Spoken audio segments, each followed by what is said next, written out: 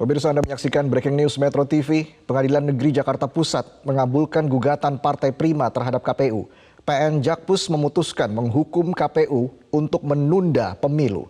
Bergabung bersama kami pengamat tata negara Ferry Amsari. Selamat sore, Mas Ferry. Sore, Mas.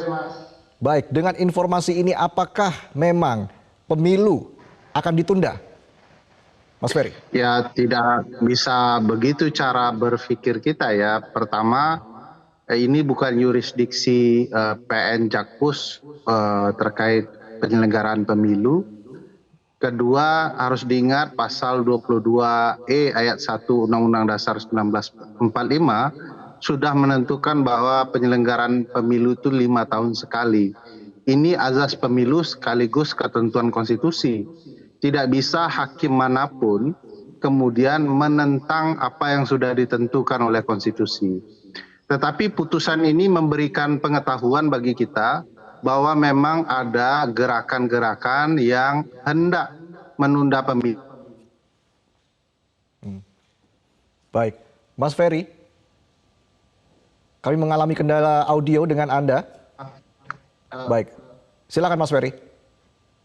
Ya, bahwa ini menjadi perhatian penting bagi kita, ada yang berniat untuk melakukan penundaan.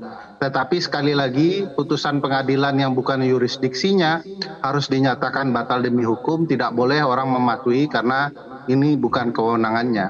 Bayangkan kalau tiba-tiba PN Jakpus kemudian menjatuhkan putusan terkait kondisi pilkada di Jawa Timur misalnya. Walaupun itu putusan pengadilan, sekali lagi bukan kewenangannya sehingga tidak perlu dipatuhi oleh siapapun yang ada di Jawa Timur. Begitu juga terkait dengan pemilu, ini bukan kewenangan PN Jakpus untuk menundanya. Hakim-hakim harus membaca lagi undang-undang pemilu, karena di dalam undang-undang pemilu tidak dikenal istilah penundaan pemilu itu. Yang dikenal adalah pemilu susulan dan pemilu lanjutan. Itu artinya pemilu harus tetap dilaksanakan secara nasional, kecuali untuk daerah-daerah yang kemudian muncul hal-hal yang tidak diketahui sebelumnya seperti bencana, maka akan ada ruang untuk melakukan pemilu lanjutan dan pemilu susulan di wilayah yang terdampak saja. Secara nasional tidak ada ceritanya untuk ditunda pemilu kecuali hari kiamat. Dan Partai Prima bukanlah membawa hari kiamat untuk pemilu menurut saya. Artinya memang tidak ada otoritas sama sekali ya, tidak ada kewenangan sekali PN Jakpus ini untuk meminta KPU menunda pemilu ya, Mas Ferry? Tidak ada kewenangan untuk itu, tidak di dalam Undang-Undang Dasar maupun di dalam Undang-Undang Pemilu, bahkan juga tidak di Undang-Undang Kekuasaan Kehakiman dan Undang-Undang Mahkamah Agung gitu ya. Tapi apakah memang hal ini pernah terjadi sebelumnya ketika sebuah pengadilan negeri meminta KPU untuk menunda tahapan pemilu ataupun mengulang tahapan pemilu seperti itu, Mas Ferry? Kalau sekedar lanjutan dan susulan tentu saja pernah ada, karena memang itu ketentuan undang-undang ya, kepada peradilan-peradilan yang memiliki yurisdiksi untuk itu. Misalnya Mahkamah Konstitusi berwenang kemudian memerintahkan dilakukannya pemilu susulan atau lanjutan, tetapi sependek ingatan saya yang perlu dicek ya, tidak pernah ada pengadilan yang nekat menunda pemilu yang penyelenggarannya bersifat nasional. Artinya kalau kita bicara soal PN Jakpus ini, kenapa akhirnya PN Jakpus pun bisa memutuskan meminta KPU untuk menunda tahapan pemilu 2024 hingga 2025? Kenapa itu bisa keluar dari PN Jakpus, Mas Ferry? Ya ini juga janggal ya Mas, karena ini kan perkara 757 ini perkara perbuatan melawan hukum perdata begitu ya, yang kemudian saya lihat konsekuensinya kan harus berimbas kepada orang yang mengalami kerugian perdata hak-haknya. Apa sebabnya kemudian yang rugi Partai Prima karena kecurangan yang dilakukan oleh KPU, tiba-tiba kemudian yang mendapat imbasnya adalah seluruh Indonesia begitu ya. Ini tidak ada penjelasan yang signifikan dari PN Jakpus melalui putusannya, kenapa kemudian yang diberi sanksi adalah seluruh penyelenggaraan pemilu nasional. Padahal hanya satu tahapan yang bermasalah, yang sebenarnya PN Jakpus bisa memerintahkan pengembalian hak terhadap Partai Prima. Tapi yang dilakukan PN Jakpus malah ultra petita yang sangat luar biasa yang tidak ada di dalam undang-undang maupun undang-undang dasar. Sehingga saya patut curiga ya bahwa putusan ini bukan tidak mungkin bagian dari rencana-rencana penundaan pemilu yang marak disuarakan belakangan ini, dan bukan tidak mungkin ini bagian dari kejahatan yang dilakukan oleh banyak pihak. Mudah-mudahan Hakim PN Jakpus menyadari kesalahannya dan tidak terlibat dan menjadi bagian dari rencana-rencana untuk melakukan penundaan pemilu. Tapi dalam pokok perkaranya ini, Mas Ferry, disebutkan oleh PN Jakpus adalah menerima gugatan penggugat untuk seluruhnya. Menyatakan penggugat adalah partai politik yang dirugikan dalam verifikasi administrasi oleh tergugat. Bagaimana Anda melihat ini? Bahkan pokok perkaranya mengatakan tergugat telah melakukan perbuatan melawan hukum. Ya, misalnya KPU dianggap bersalah dalam putusan karena merugikan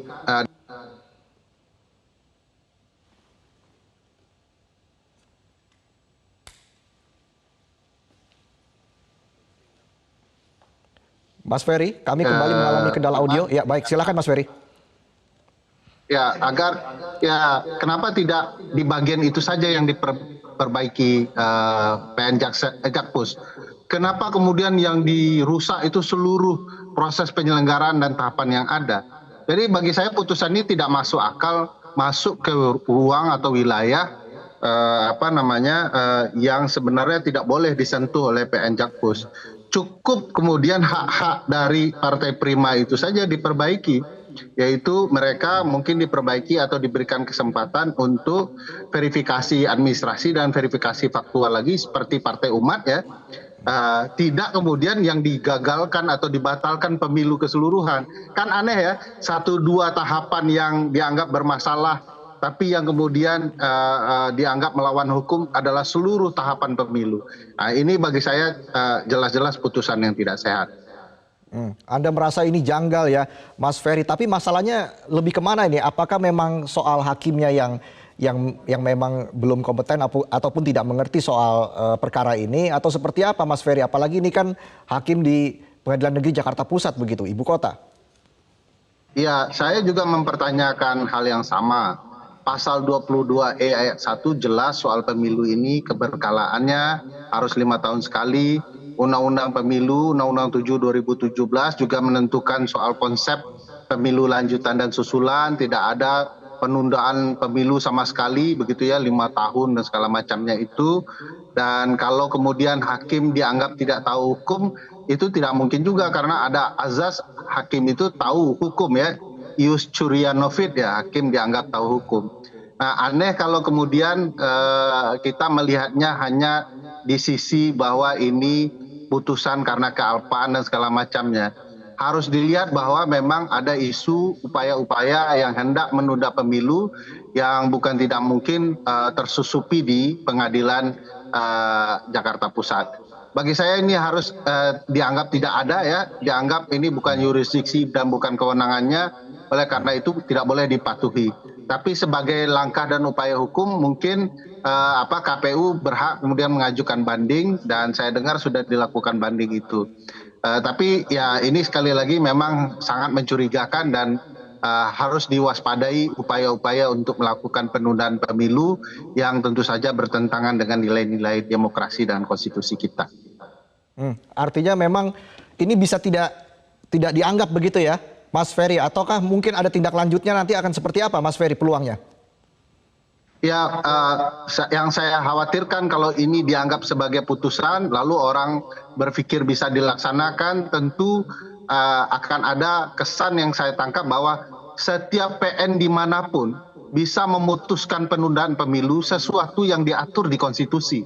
Bayangkan PN mungkin di Padang Pariaman begitu ya, di kampung saya tiba-tiba bisa memutuskan penundaan pemilu yang sifatnya nasional.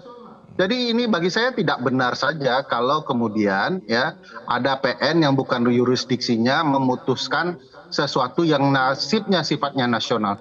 Seharusnya logika sederhana adalah kalau ini sangat penting secara nasional, tentu yurisdiksi itu akan ditaruh kepada lembaga peradilan yang sifatnya lebih tinggi. Apakah itu di Mahkamah Konstitusi atau di Mahkamah Agung. Bahkan dua puncak kekuasaan kehakiman ini, MK dan MA, sama sekali tidak punya wewenang untuk menunda pemilu. Apa sebabnya tiba-tiba PN Jakpus ya, yang berada jauh di bawah kekuasaan kehakiman, tiba-tiba bisa menentukan nasib ya ruang-ruang konstitusional demokrasi kita yang sifatnya nasional. Ini bagi saya terang benderang janggal dan aneh. Baik, jika ini janggal, bagaimana membatalkan putusan ini, Mas Ferry? Tadi saya sebut bahwa putusan ini sudah batal demi hukum. Batal demi hukum itu batal dengan sendirinya. Jangan kita anggap rame-rame, KPU laksanakan saja bahwa ini memang putusan yang tidak ada gunanya, bukan yurisdiksinya, bukan wewenangnya, oleh karena itu tidak bisa dianggap sebagai sebuah putusan yang layak untuk dijalankan. Baik, terima kasih Mas Ferry sudah bergabung bersama kami di Breaking News Metro TV. Breaking News masih akan kembali saat lagi, tetaplah bersama kami pemirsa.